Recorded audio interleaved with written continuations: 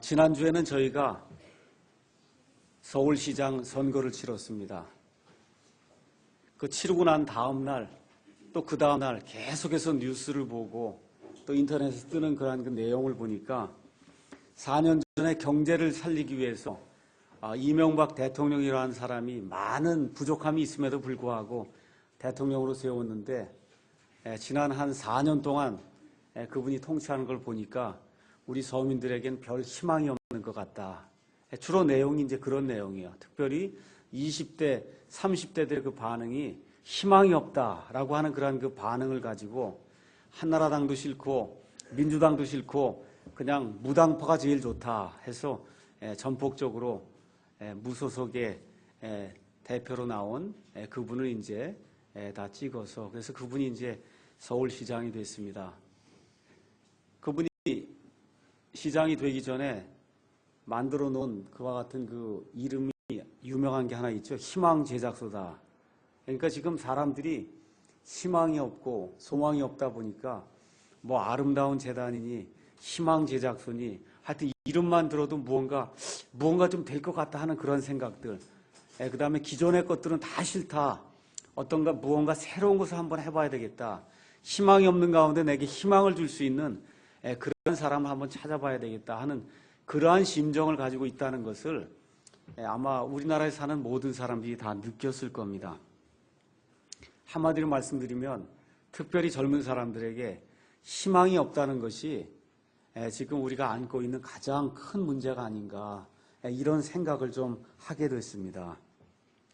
이런 생각을 하는 가운데 이제 정치나 나라를 다스리는 것 말고 믿음 생활하는데도 혹시 희망과 소망이 없다면 도대체 어떤 문제가 생길 것인가 하는 그런 생각을 한번 또 하게 됐습니다. 교회가 20만 명 모인다, 50만 명 모인다 이렇게 뭐 전체 우리나라 성도들이 800만 명 된다고 그러고 자랑을 하고 있는데 과연 교회 다니고 있는 그런 성도들 가운데 이번에 많은 유권자들이 보여준 것처럼 나는 정말 희망이 없습니다. 소망이 없습니다. 교회 기존에 다니던데 뭐 장로교고 감리교고 침례교고 할 거 없이 나는 소망이 없습니다.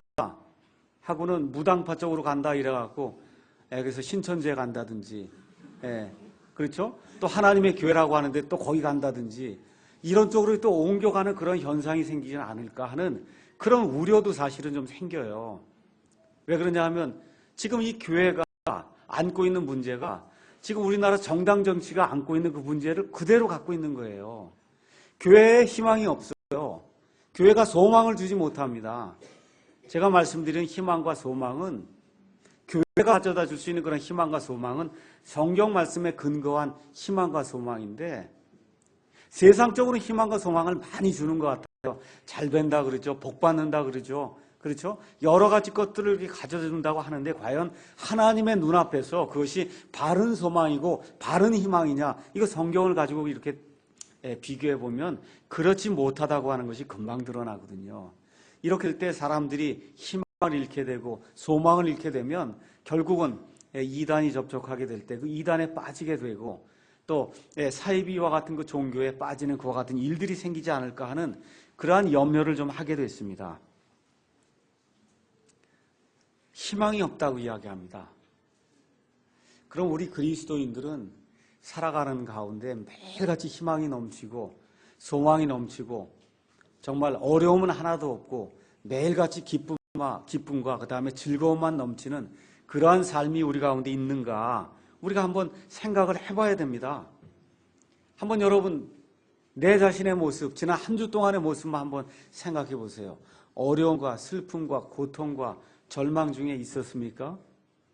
그런 분들이 굉장히 많이 있을 거예요. 그렇지 않은 분들도 있지만 예수님을 믿는데도 불구하고 어려움이 있고 희망이 별로 없어 보이고 앞날이 꽉 막힌 것 같고 절망이 나를 가로막는 것 같은 그와 같은 그 어려운 상태를 가지고 지난 한 주 동안 아니면 한 달 동안 지난 1년 동안 고민하고 고통 중에 시간을 보낸 그와 같은 형제자매들이 많이 있을 줄로 믿습니다.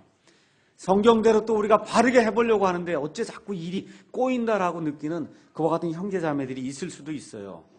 혹시 내게 무슨 큰 잘못이 있는가 하고 내 자신을 돌이켜봐도 별로 그렇게 내 자신에 이렇게 문제가 있는 것 같지는 않은데 또 그렇다고 해서 하나님의 말씀이 문제가 있는 것도 아닌 것 같은데, 이상하게 하나님을 제대로 믿겠다고 이렇게 작정을 하고 나아가려고 할 때 일이 자꾸 꼬이는 그와 같은 현상이 우리 안에 발생하는 것을 우리 삶을 통해서 우리가 직접 경험한 적이 많이 있습니다.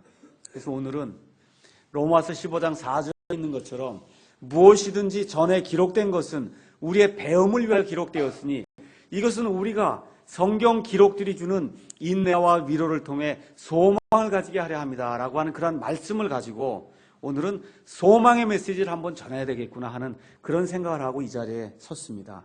그래서 오늘 제목은 이 산을 내게 주소서라고 하는 그런 제목을 가지고 하나님이 이 갈렙이라고 하는 그런 사람의 삶을 통해서 어떠한 소망과 희망과 그 다음에 믿음의 삶을 살 수 있도록 해주셨는지 살펴보는 그런 시간을 갖도록 하겠습니다. 오늘 여호수아기 14장에 있는 말씀을 읽었습니다. 이 말씀이 나오기 전까지의 배경을 또 제가 설명을 해야 그래야 여러분께서 이 말씀이 이런 걸 의미하는구나 이해를 잘 하실 수 있을 것 같아서 잠시 배경 설명을 하겠습니다. 아브라함의 아들이 누구예요? 이삭이에요. 이게 성경 상식 퀴즈 하는 겁니다. 이삭의 아들이 누구예요? 야곱이에요. 야곱에게서 몇 아들이 태어났어요? 12아들이 태어났습니다. 그 12아들 중에 하나님의 섭리로 이집트 땅에 먼저 내려갔던 그 아들의 이름이 누구예요?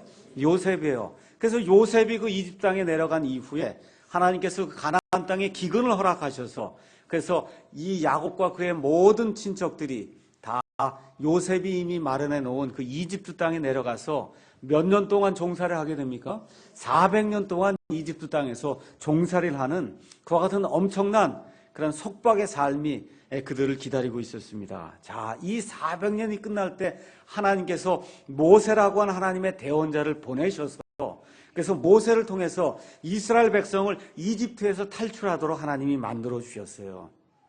근데 이집트의 파라오가 마음을 강하게 먹고 이 이스라엘 백성을 보내려고 하지 않을 때 하나님께서 10가지 재앙을 내리시고 맨 마지막에 그 이집트 땅에 있는 처음 난 것은 다 죽게 만드는 그 같은 재앙을 하나님께서 내리심으로 말미암아 결국 이집트 파라오가 두 손을 들고 항복하고 이스라엘 백성을 내보내는 그와 같은 일이 발생하게 됐습니다.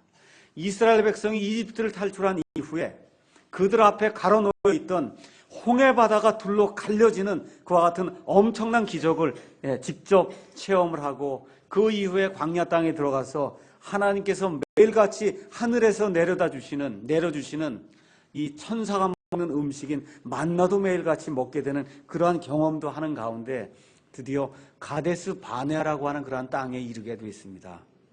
그래서 가데스 바네아에 이른 그 때가 광야를 이제 들어간 이후에 약 2년쯤 되었을 때다. 성경이 그렇게 이야기를 합니다. 그때 모세가 이스라엘 12지파에서 각 지파에서 한 명씩 12명의 스파이를 이렇게 뽑아가지고 자, 우리가 이제 가나안 땅에 들어가야 될 텐데 가나안 땅이 어떻게 생겼는지 우리가 알 수가 없으니까 너희들이 먼저 가서 그 땅을 탐지하고 그 땅의 모든 지형을 다 살펴본 뒤에 지도를 그려서 그걸 가지고 우리에게 오면 그러면 우리가 어떻게 할지 우리가 결정할 수 있겠다. 그렇게 이야기를 합니다. 그래서 12지파에서 12명의 이 정탐꾼들이 나오게 되는데 여러분이 잘 아시다시피 유다지파에서 누가 나왔어요? 갈렙이라고 하는 사람이 나왔고 에브라임 지파에서 누가 나왔어요?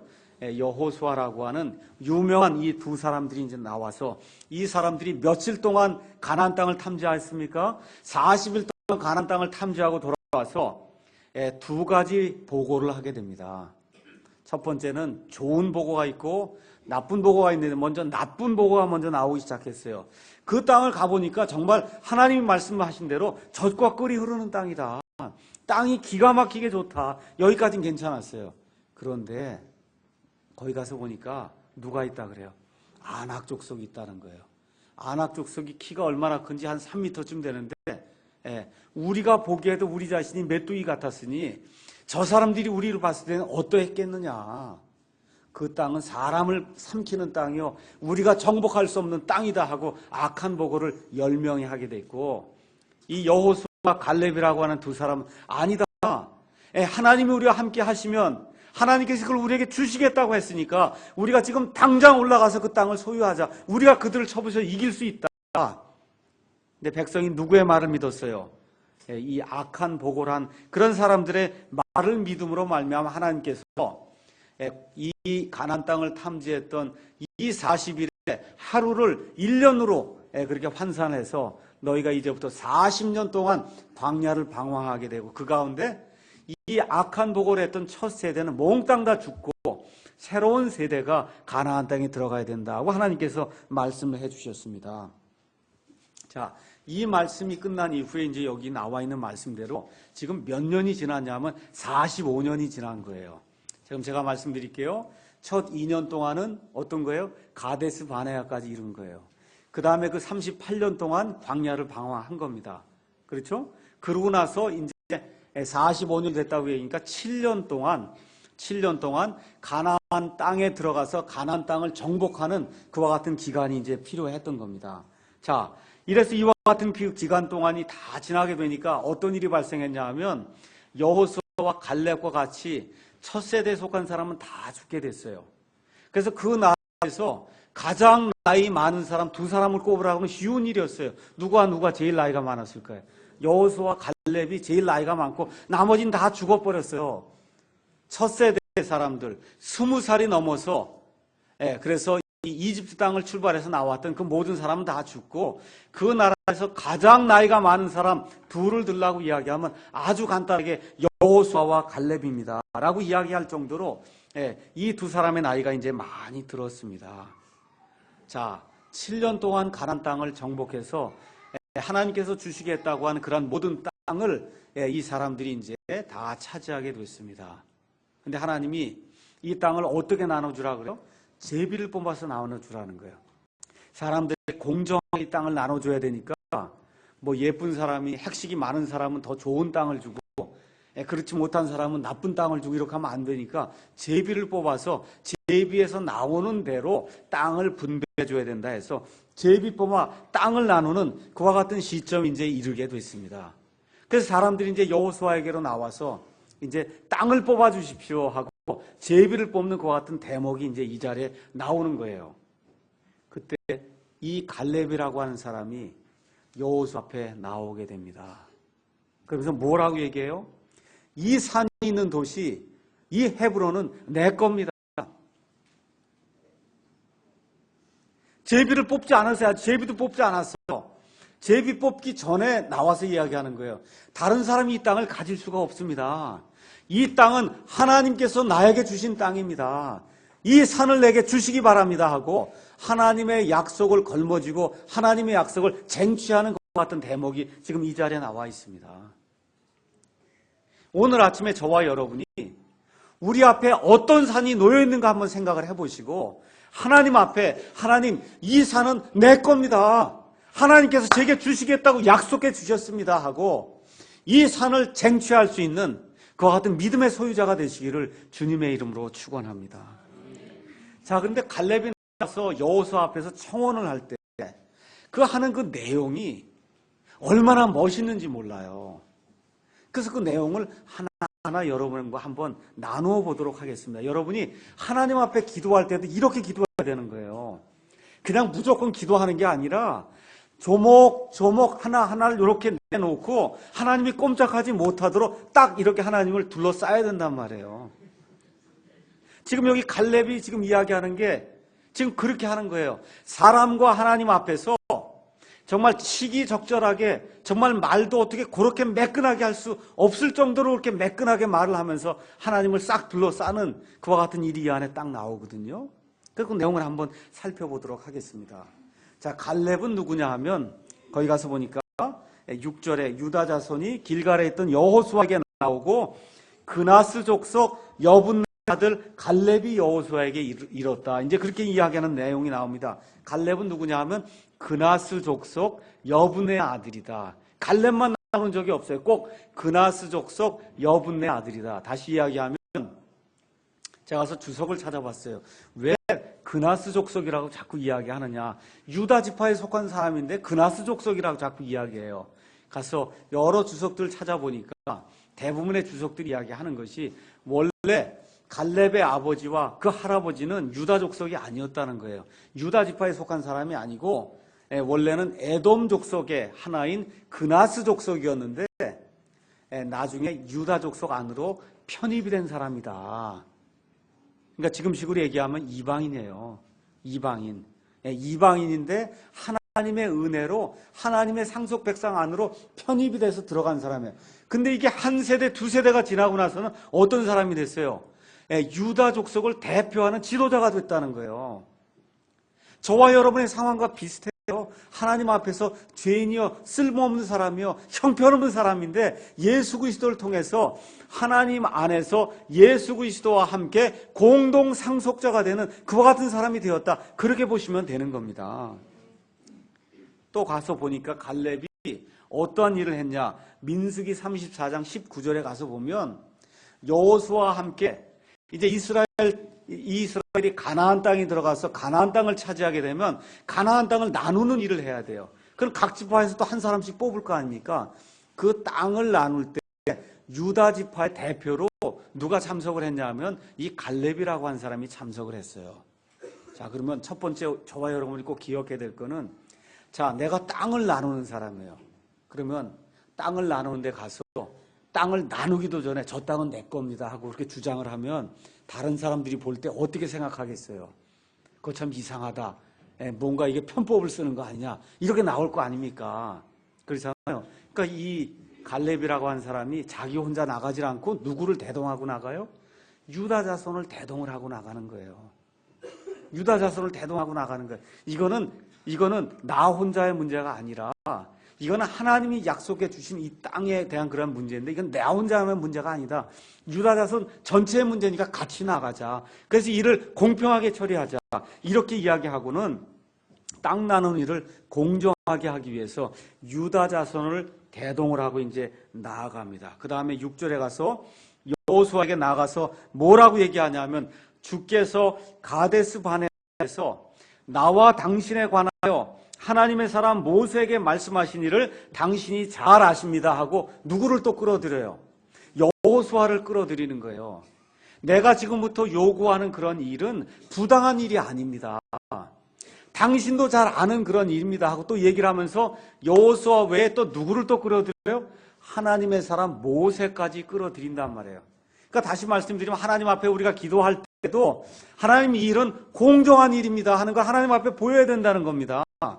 그냥 무조건 내 사리 사욕을 취하려고 하는 게 아닙니다. 이것은 하나님께서 약속하신 것이고, 하나님께서 세워주신 치리자 여호수아도 알고 여호수아 이전에 있던 하나님의 사람 모세도 아는 일입니다. 이 일은 제가 공정하게 요구하는 겁니다 하고 지금 여호수아에게 또 하나님 앞에서 공정한 요구를 하는 그와 같은 대목이 그 안에 들어 있습니다. 그 다음에 나오는 얘기가 7절에 주의 종 모세가 가데스 바네아에서 나를 보내어 그 땅을 정탐하게 하였을 때 내 나이가 40세였고 다음 절에 가서 보니까 내가 내 마음속에 있는 대로 그에게 말을 다시 전하였나이다. 이렇게 기록이 되어 있어요. 이게 무슨 소리예요? 다른 사람들 10명은 가서 보니까 그 땅에 아낙 족속이 있고 그 땅은 사람을 삼키는 그런 못쓸 땅이고 우린 거기 갈 수 없습니다 라고 악한 보고를 했지만, 저는 제 마음속에 하나님을 두고 있기 때문에 이 사람이 볼 땐 이게 안 될 것 같아도 나는 내 마음속에 하나님을 모시고 있기 때문에 내 마음속에 있는 거 하나님께서 말씀하라고 한 그대로 내 마음에 있는 말을 그대로 나는 말을 했습니다. 아첨하는 말 하지 않았습니다. 모세 앞에 잘 보이려고, 백성들 앞에 잘 보이려고 저는 아첨하는 그런 말 하지 않았습니다. 나는 진심으로 내 마음속에 하나님을 섬기고 있기 때문에 하나님께서 내게 하라고 하신 그런 말씀, 그 말씀에 근거해서 내 마음에 있는 것을 그대로 여러분에게 이야기를 했습니다. 8절에 뭐라고 얘기했어요? 그럼에도 불구하고 나와 함께 올라간 내 형제들은 백성의 마음을 높게 했어요. 아낙 자손이 있다. 키가 3m다. 3.5m다. 그 사람들이 보면 우린 메뚜기 같다. 그러니까 그 이스라엘 백성이 그 말을 듣고는 마음이 녹았다고 그렇게 기록이 되어 있어요. 내 형제들처럼 그렇게 하지 않았다는 거예요. 그 다음에 뭐라고 기록되어 있습니까? 나는 온전히 내 하나님, 내 주를 따랐습니다 라고 기록을 하고 있습니다. 그래서 나는 아낙 족속이 아무리 크다 해도 하나님이 안에 계시기 때문에 하나님이 이 땅을 내게 주시면 내가 이 땅을 소유할 수 있습니다 하고 내 마음에 있는 그대로 여러 백성들에게 보고를 했습니다. 그렇게 이제 이야기를 하는 거예요. 그 다음에 이제 5번째 이제 살펴볼 거는 9절에 나오는 말씀인데, 모세도 그거를 인정을 했습니다. 그날에 모세가 맹세하여 이르되 내가 온전히 주 내 하나님을 따랐은즉 내 발로 밟은 땅은 반드시 영원토록 너와 내 자손의 상속 재산이 되리라 하였나이다 하고, 모세도 그걸 인정했다고 하는 사실을 지금 이 여호수아 백성들 앞에 이야기를 하는 거예요. 그 다음에 또 가서 보는 내용이 10절에서 11절에 나옵니다. 이제 보소서, 주께서 이 말씀을 모세에게 하신 때로부터 이스라엘 자손이 광야에서 방황한 이 45년 동안 주께서 말씀하신 대로 나를 살아남게 하셨나이다. 이제 보소서, 이날 내가 85세로 돼 모세가 나를 보낸 날과 마찬가지로 이날 내가 강건하니 내 힘이 그때나 지금이나 동일하여 내가 싸우기에 나가고 들어갈 수 있습니다. 이건 무슨 얘기예요? 지난 45년 동안 하나님의 선하심이 나와 함께 하셨다고 하는 그와 같은 말씀을 지금 하고 있는 겁니다. 몇 년 동안 광야에서 방황했어요. 가데스 바네아에서 떠난 다음에 38년 동안 방황했습니다. 그 38년 동안 방황하던 그 광야는 전갈이 나오는 땅이에요. 물이 없는 땅입니다. 말 그대로 하나님의 도우심이 없이는 하루도 살 수 없는 그런 땅이에요. 그거를 38년 동안 돌아다녔다는 거예요. 이 38년 동안 하나님이 나를 강건하게 하셨습니다. 나를 살아남게 하셨습니다. 악한 보고를 했던 모든 사람을 하나님이 다 죽이셨지만 하나님께서 당신과 나를 하나님이 약속하신 대로 지켜주셔서 지난 38년 동안 살아왔습니다. 우리가 그 이후에 여리고를 건너서 드디어 가나안 땅에 들어갔어요. 가나안 땅에 들어갔더니 아낙 자손과 같은 그런 거인들이 있고 가나안 족속들이 많이 있고 높은 산성으로 이렇게 둘러싸인 그런 성들이 많이 있었지만 지난 7년 동안 이 가나안 땅을 하나님의 은혜 가운데 하나님의 선하심 속에서 우리가 계속해서 전진해서 나가는 가운데 하나님이 이 모든 땅을 다 주신 것을 내 눈이 보았습니다. 하나님의 선하심을 지난 45년 동안 내가 보았습니다 라고 지금 이야기하는 거예요. 아무리 어려움이 많이 있었지만, 아무리 큰 어려움이, 두려움이 우리 가운데 있었지만 우리가 이 모든 거 다 극복을 하고 지난 45년 동안 하나님께서 우리와 함께 하셨다는 그 사실을 제가 증언할 수 있습니다. 매일 전쟁이요, 매일 죽음을 당할 수밖에 없는 그런 상황 속에서 하나님이 얼마를 지켜주셨어요? 45년을 지켜주셨다는 거예요. 하나님이 45년을 지켜주셨어요. 그러고 난 다음에도 지금 또 뭐라고 얘기해요? 내 나이가 지금 85세인데 하나님이 지금도 내게 힘을 주셔서 내가 지금도 45년 전과 마찬가지로 싸움을 위해서 들어오고 나갈 수 있는 그와 같은 사람으로 지금 남아 있습니다. 하나님의 선하심이 이렇게 놀랍게 내게 능력을 베풀어주고 있습니다 라고 지금 이 여호수아와 온 백성들 앞에서 지금 갈렙이 자신의 간증을 지고 하고 있는 겁니다. 이 간증을 다 들은 다음에 여호수아가 할 말이 있어요? 없어요? 없어요.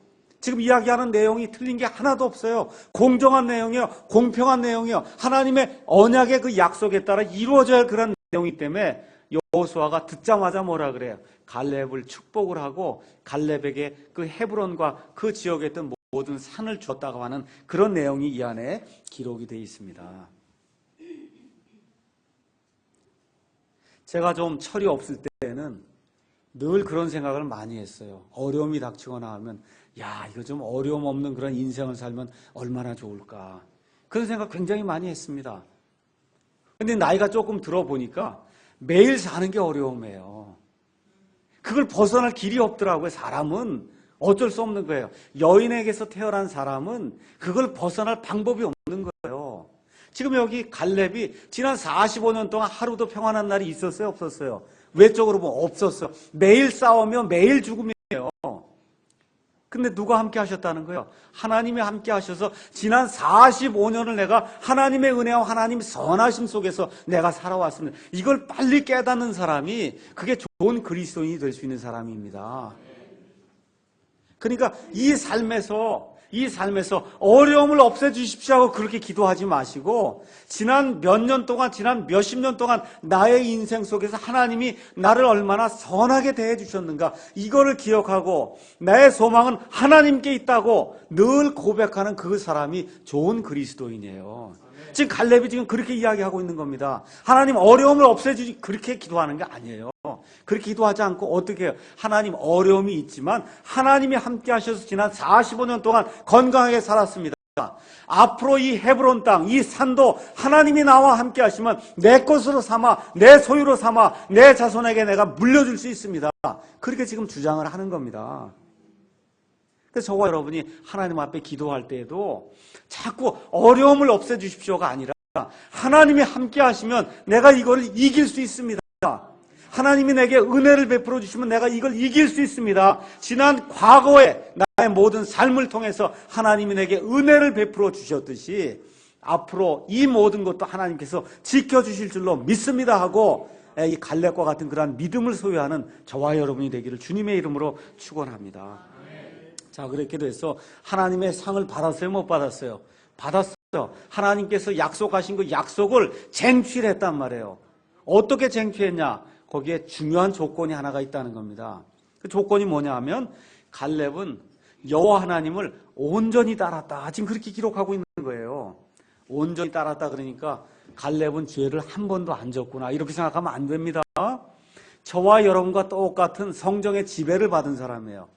그럼 어때요? 욕정도 있고 탐욕도 있고 그렇죠? 어려우면 불평할 수도 있고 이런 모든 거 시기할 수도 있고 질투할 수도 있고 하나님께 제대로 예배하지 못할 때도 있고 이런 어려움을 다 겪고 사는 그런 사람인데 속 중심이 하나님과 함께하는 그런 사람이었다는 거예요. 그게 지금 뭐로 표현이 돼서 온전히 걸었다는 거예요. 하나님과 함께 온전히 걸었다. 그래서 제가 갈렙과 연관 있는 성경 구절을 찾아봤어요. 한번 가서 찾아보겠습니다. 민수기 14장 24절.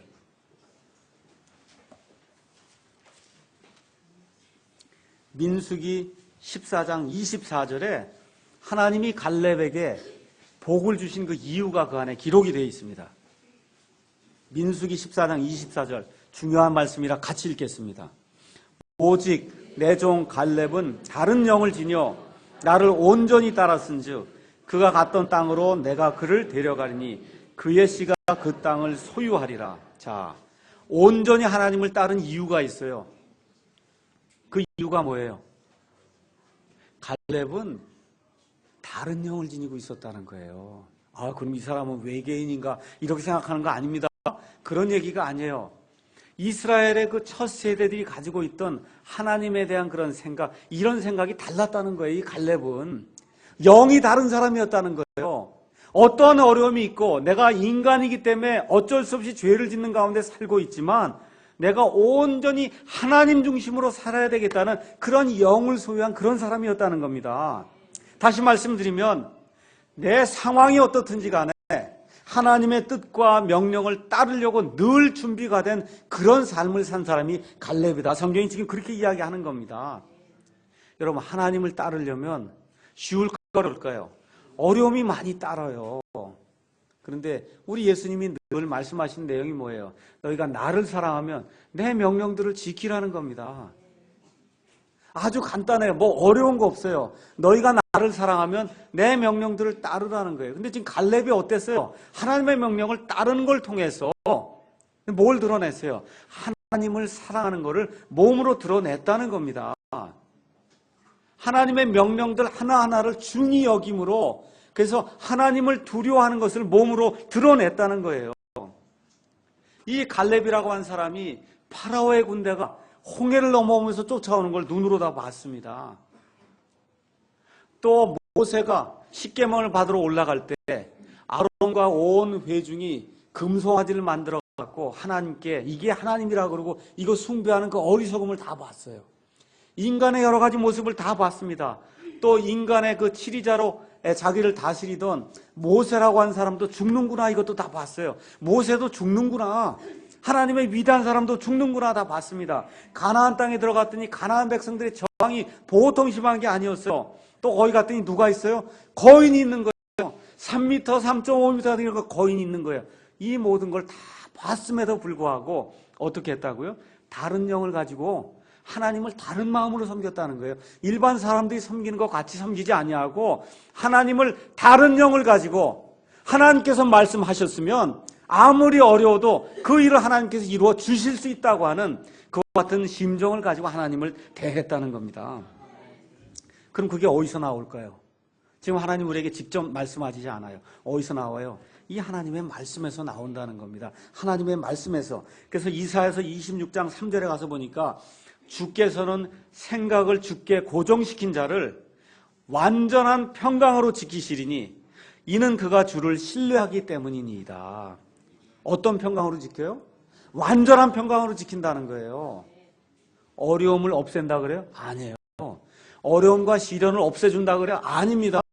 그런 어려움과 시련이 있음에도 불구하고 하나님이 어떻게 지켜주신다 그래요? 완전한 평강으로 지켜주신다는 거예요. 이걸 저와 여러분이 잘 깨달아야 될 것 같아요. 특별히 우리 젊은이들이 잘 깨달아야 될 것 같아요. 예수 믿으면 문제가 안 생기는구나 이렇게 생각하면 안 되고 예수님을 믿으면 문제가 생겨도 이 예수님께 모든 생각을 고정한 사람은 하나님께서 완전한 평강으로 지켜주시는구나. 이 생각의 전환을 가져와야 된다는 겁니다. 이게 어떤 사람이에요? 영이 다른 사람이에요. 이게 영이 다른 사람입니다. 영이 다른 사람. 그리고 하고는 어떻게 했어요? 하나님의 약속들을 꽁꽁 자기 걸로 소유하기 시작을 한 겁니다. 그래서 견고하게 그 약속들을 여러분 포옹한다 그러죠. 하나님의 약속들을 껴안은 거예요. 하나님께서 주시겠다고 했으니 하나님께서 주시지 않겠습니까? 하고 하나님만 온전히 신뢰하는 그런 삶을 살았다. 이렇게 하다 보니까 시험도 있고 유혹도 있는 가운데 지난 45년을 살펴보니까 이게 다 하나님의 은혜다라고 고백할 수 있는 그와 같은 삶을 살았다는 겁니다. 자, 그러면 이 갈렙을 통해서 우리가 얻을 수 있는 교훈이 무엇인가 몇 가지만 우리가 쭉 살펴보도록 하겠습니다. 첫째, 갈렙의 강한 성품을 우리가 이 말씀을 통해서 살펴볼 수 있어요. 자, 여러분 전쟁을 하러 가서 뭐 땅을 얻거나 이럴 때 여러분 평지가 쉬워요? 아니면 이 산에 있는 저 높은 상을 차지하기가 쉬워요? 어느 게 더 쉽습니까? 어느 게 쉬워요? 평지에 있는 곳 차지하기가 쉽지요. 근데 갈렙은 지금 평지를 원해요? 산지를 원해요? 산지를 원한단 말이에요. 이게 참 놀라운 일이에요. 가만히 생각해보세요. 대부분의 사람들은 평평한 땅에 있는 거 그냥 그거 주시면 제가 거기서 밭 갈고 논 갈고 뭐 해서 거기서 양식 얻겠습니다. 지금 이렇게 생각하는데 갈렙은 그게 아니에요. 하나님 안에서 어떠한 꿈을 가지고 있어요? 하나님 안에서 산지를 내게 달라고 하는 저 산을 내게 달라고 하는 그런 꿈을 가지고 있는 겁니다. 다시 말씀드려서 산지는 올라가도 전망이 좋아요. 옛날에는 여러분 잘 아셔야 될 게 옛날에는 다 성을 쌓고 살았습니다. 그러니까 옛날에는 어디가 제일 살기가 좋은 데냐면 성곽이 견고하게 돼 있고 적이 침입하지 못하는 데가 제일 좋은 데예요. 그러니까 평지에 있으면 적이 침범하기 쉽단 말이에요. 그러니까 지금 갈렙이 그걸 깨닫고는 뭘 달라는 거예요? 산지를 내게 달라는 겁니다. 하나님, 적이 침범하지 못하도록 내가 아무리 어려움이 있다 해도 산지에 있는 저 성을 내게 주십시오 하고 지금 이 강인한 것 같은 성품을 드러내서 보여주고 있습니다. 성경의 사람들의 특징이 있어요. 특징이 뭐냐? 불굴의 정신의 소유자예요.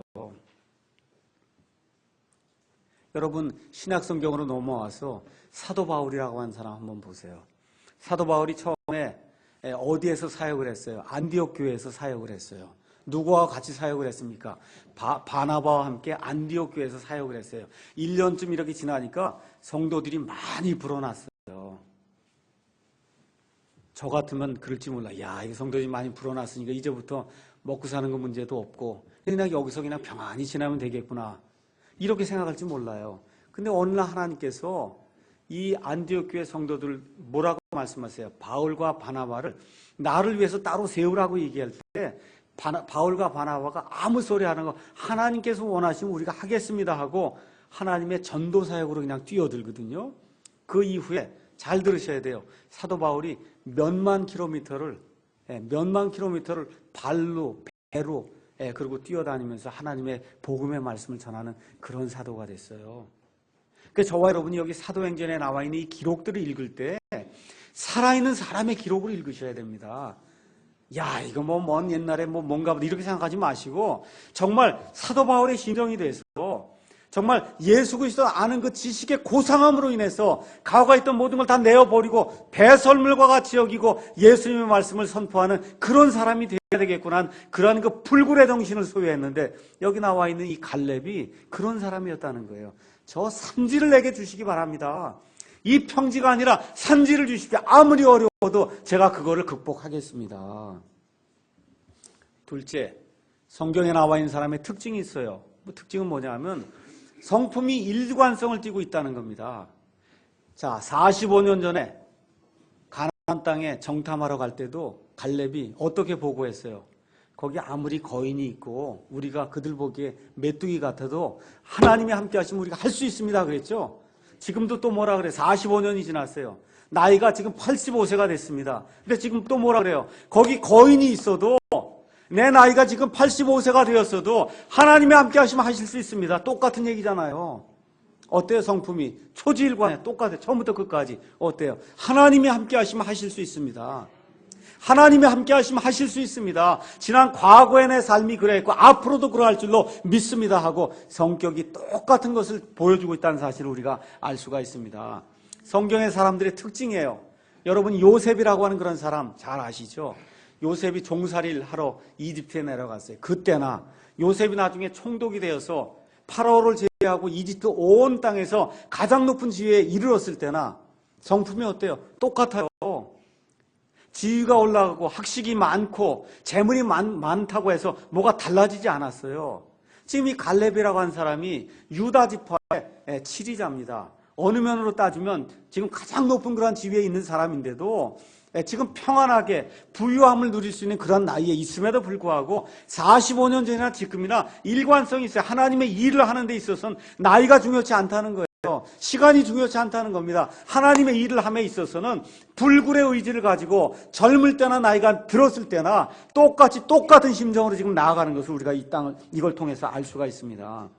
세 번째, 갈렙의 소망과 믿음을 우리가 볼 수가 있습니다. 뭐라고 기록했어요? 하나님이 함께 하시면, 여기 12절에 가서 보니까 주께서 나와 함께 하시면 주께서 말씀하신 대로 내가 능히 그들을 쫓아낼 수 있습니다. 지금 그렇게 이야기하는 겁니다.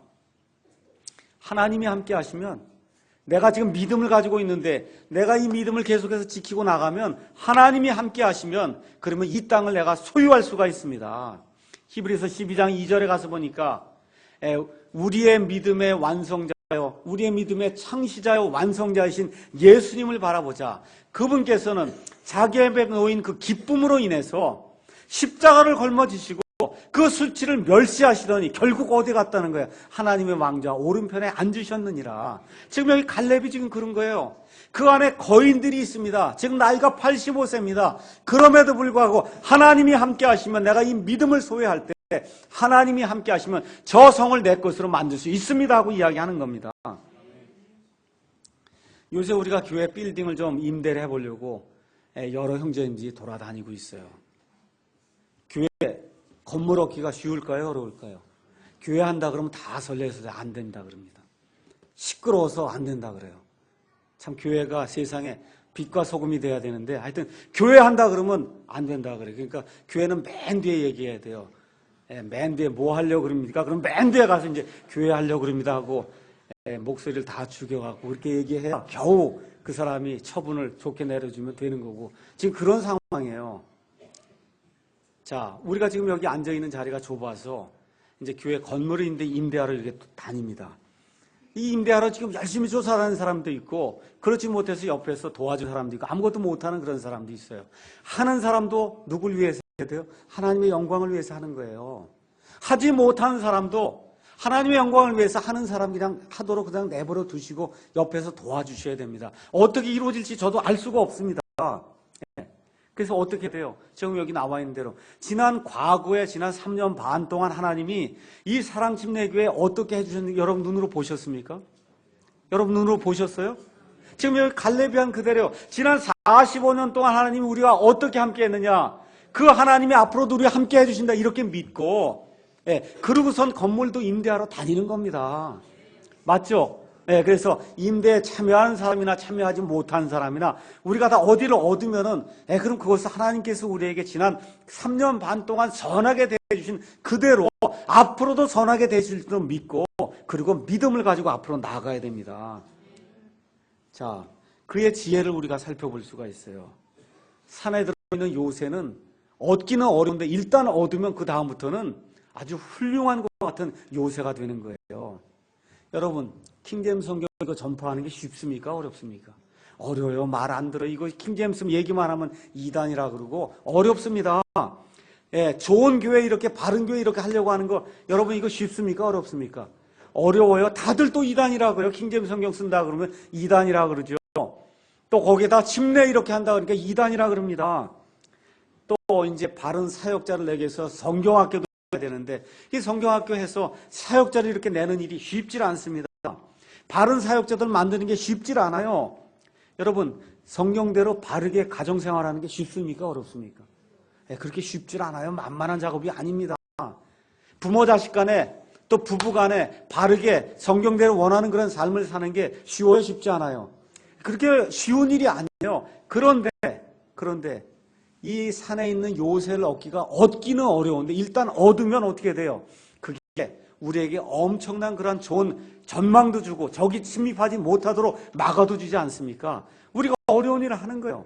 킹제임스 성경 하는 겁니다. 바른 교회를 하는 거예요. 바른 가정을 세우는 거예요. 바르게 아이들을 키우는 겁니다. 그게 어려워 보여도 그것이 하나님이 원하시는 일이기 때문에 여기 갈렙처럼 어렵지만 하나님이 함께 하시면 우리가 이 일을 할 수 있습니다 하고 앞으로 나아가는 저와 여러분의 얘기를 주님의 이름으로 축원합니다. 다섯 번째, 하나님의 말씀을 신뢰한 것을 갈렙을 통해서 우리가 알 수가 있습니다. 모세가 이 땅은 내 것이 되리라 모세가 이야기했어요. 그랬더니 갈렙이 어떻게 해요? 나중에 45년이 지난 다음에 이건 내 겁니다 라고 이야기합니다. 그랬더니 여호수아가 맞다 그렇게 하고 땅을 주게 되거든요. 다시 말씀드려서 하나님이 말씀하셨기 때문에 될 줄로 믿습니다 하고 갈렙이 믿음을 소유했던 거예요. 요즘 가장 어렵다고 이야기하는 게 뭐예요? 재정의 문제 아닙니까? 그렇죠? 제가 지난번에도 한번 말씀드렸듯이 이제 적그리스도의 때가 우리 가운데 이제 임하게 됩니다. 물론 우리는 그 악한 날이 임하기 전에 하나님의 은혜로 휴거받을 줄로 믿습니다.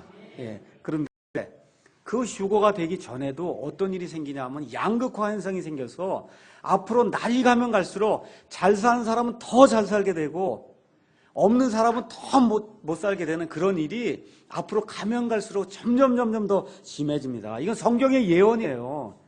다 평등하게 잘 사는 거 이거 이루어지지 않습니다. 성경의 예언을 이루기 위해서는 양극화가 온 세상에 최대로 늘어나는 그런 때가 우리 앞에 이제 다가오게 돼요. 요새 제가 가만히 우리 교회 성도들 이렇게 명단들 이렇게 보면서 이 어려운 때에 사업하는 사람들 제가 이렇게 얼굴을 이렇게 좀 떠올려 봅니다. 사업하는 사람들. 야, 이거 참 이분들 얼마나 힘들까. 또 지금 여러 가정들이 있는데 가정들 얼굴을 한번 생각해 봐요. 이거 얼마나 힘들까. 참으로 어렵겠구나 하는 그런 생각들 해봅니다. 제가 오늘 아이들에게 또 청년들에게 부탁의 말을 좀 하고 싶어요. 성실하게 살아야 됩니다. 특히 남자들은 땀을 흘리고 살아야 돼요. 가정을 하나님이 남자에게 맡겨주셨어요. 가정생활, 특히 재정적인 그런 문제들 남자들이 해결해야 됩니다. 땀을 흘려야 돼요. 성실하게 살아야 돼요. 우리 아이들에게 어깨에 그게 지금 놓여 있는 거예요. 그래서 제가 이 사람들에게 지금 갈렙이 뭘 가지고 있었어요? 약속을 소유하고 있었어요. 그 약속을 하나님 앞에 내어놓고 약속을 쟁취한 겁니다. 제가 오늘 세 가지 성경 말씀만 보여드리고 마치도록 하겠습니다. 하나님 앞에 어려움을 당하실 때 이 세 가지 성경 말씀을 펴놓고 하나님께서 말씀하셨으니까 이대로 지켜줄 줄로 믿습니다 하고 여러분이 내어놓고 이 어려운 때를 한번 극복하는 저와 여러분이 되기를 주님의 이름으로 축원합니다. 먼저 히브리서 13장 말씀 보겠습니다. 다 같이 읽겠습니다. 히브리서 13장 5절에서 6절에 있는 말씀 보겠습니다. 히브리서 13장 5절에서 6절에 있는 말씀 읽겠습니다. 제가 한 절 읽고 여러분이 한 절 읽겠습니다. 너희의 행실을 탐욕이 없게 하고 너희가 가진 것들로 만족하라. 그분께서 이르시되 내가 결코 너를 떠나지 아니하고 너를 버리지 아니하리라 하셨느니라. 그러므로 우리가 담대히 말하되 주는 나를 돕는 분이시니 사람이 내게 무엇을 행하든지 내가 두려워하지 아니하리라 하노라. 여러분 가운데 이 산이 가로막혀 있을 때 이 말씀 하나님 앞에 내어 놓으시기 바랍니다. 그분께서 이르시되 내가 결코 너를 떠나지 아니하고 너를 버리지 아니하리라 하나님께서 말씀해 주셨어요. 사업을 하는 가운데, 직장 생활하는 가운데, 특히 재정적으로 어려움을 당할 때 지난 과거의 내 삶을 하나님께서 인도해 주셨는데, 하나님 내가 결코 너를 떠나지 아니하고 너를 버리지 아니하리라 하나님께서 말씀해 주셨사오니 우리 가정의 문제와 내가 안고 있는 이 재정의 문제를 하나님이 해결해 주시기를 간절히 원합니다 하고 갈렙처럼 이 소원을 하나님 앞에 내어놓고 그리고 이 소원을 쟁취하시기 바랍니다. 고린도전서 10장 13절에 있는 말씀 또 한번 읽어보겠습니다. 고린도전서 10장 13절에 있는 말씀입니다.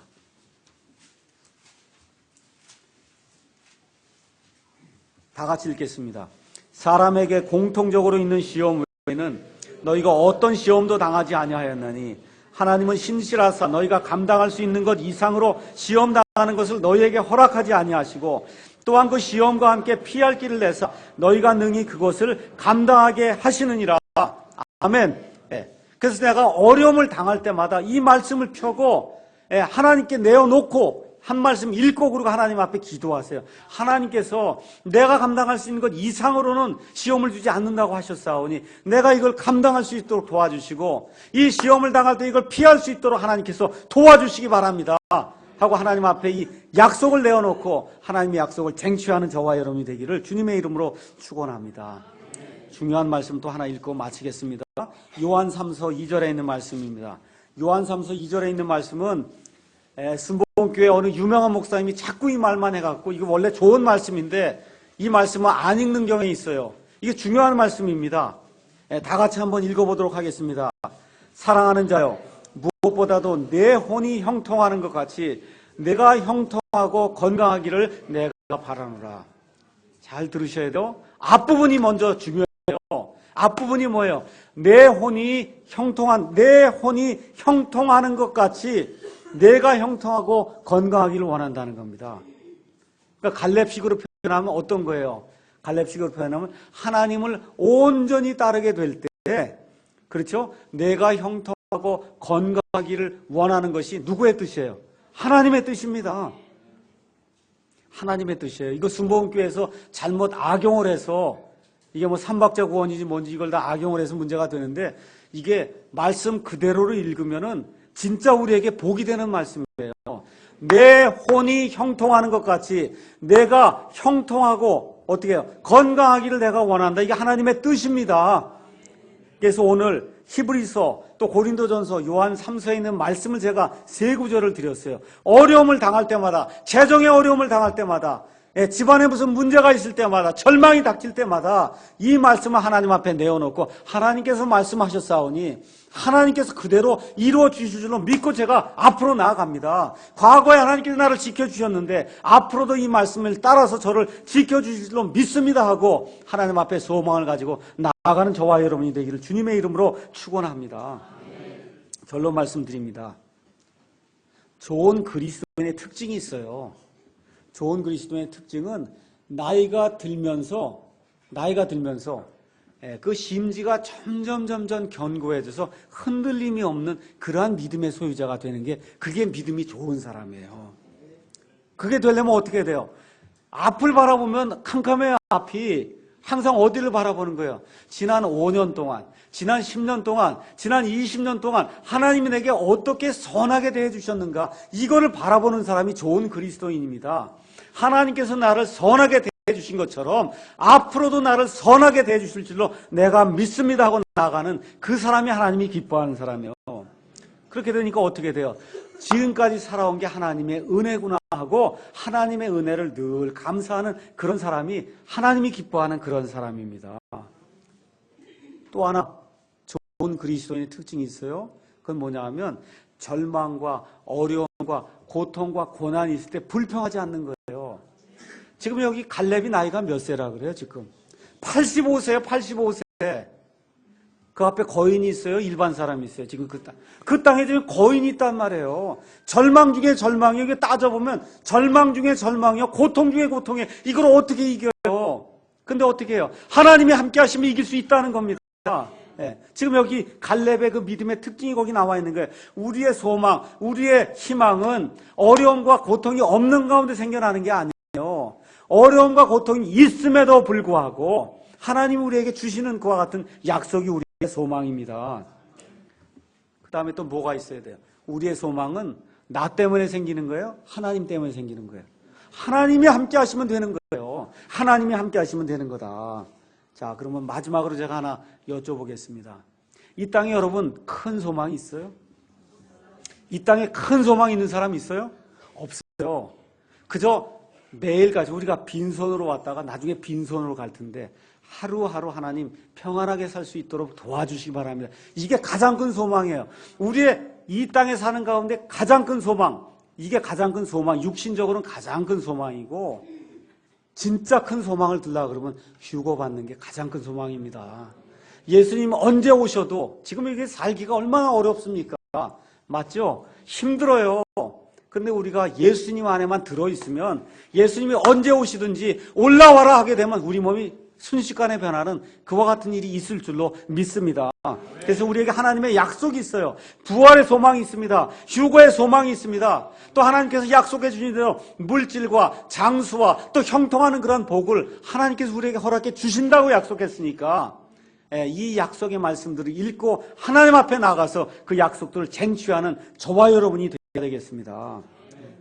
마지막으로 하나 여러분에게 생각해 보도록 말씀드릴게요. 한번 가만히 생각해 보세요. 여러분 지금 이 시간에 여러분 앞에 놓여 있는 산은 어떤 산이에요? 한번 생각해 보세요. 지금 갈렙 앞에 지금 산이 놓여 있잖아요. 여러분 앞에 놓여 있는 산은 어떤 산입니까?